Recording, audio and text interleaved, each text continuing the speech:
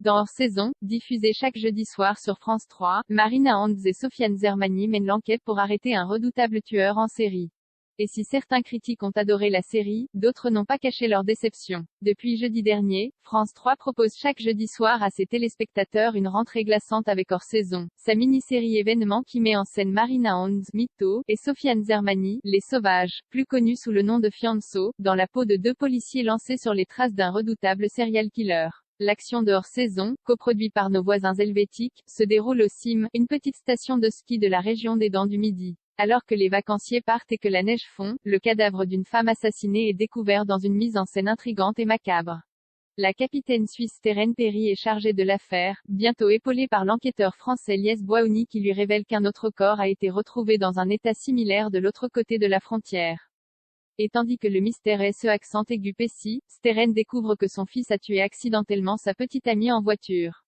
En un instant, la vie de l'enquêtrice, confrontée au pire des dilemmes, bascule. Jusqu'où ira-t-elle pour protéger son fils?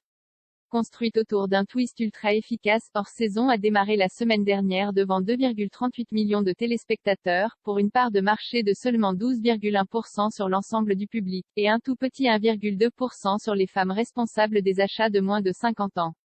Un lancement mitigé, à l'image de l'avis de la presse hexagonale. Car une chose est sûre, Hors-saison, qui continue ce soir dès 21h10 avec 2 nouveaux épisodes, divise totalement la critique. Ce qu'en pense la presse. Selon Télé Loisirs, dans ce polar sombre qui s'annonce captivant, l'attention se porte sur le jeu de Marina Hans, pour laquelle le rôle de Perry semble avoir été conçu. Ce premier opus lance une intrigue qui se poursuivra dans les suivants.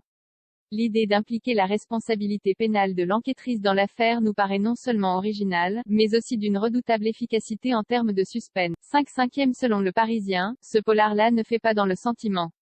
On est loin des meurtres auxquels les fidèles de la 3 sont habitués. Tout semble calculé, millimétré. 4/5 lire la critique complète selon Télé 7 jours, un thriller au scénario aussi original que captivant se déroulant au cœur des Alpes, porté par la formidable performance de Marina Hans, bouleversante dans ce rôle de mère et de flic, et une équipe de comédiens tout aussi convaincants. 4/5 selon Téléstar, les décors montagnards spectaculaires participent du charme de la série.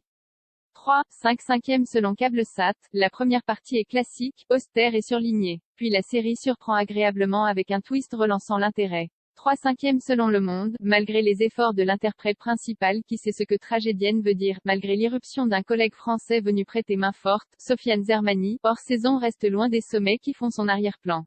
2/5 lire la critique complète selon Le Figaro, cette coproduction franco-suisse, qui cherche ses références du côté des sombres polars nordiques, tombe à plat. Dommage pour les comédiens que l'on aime, formidable Marina Hans dans Mytho et Sofiane Zermani dans Les Sauvages. Ils se débattent vainement dans cette partition désespérément sans âme et sans relief. 1/5 lire la critique complète selon Télérama, avec son trauma initial cliché, ses flashbacks kitsch et ses scènes dégoulinantes de pathos, la série caricature d'emblée les codes du nordique noir, et du polar anglais dont elle tente, dans une hybridation hasardeuse, de s'inspirer. 1/5 lire la critique complète.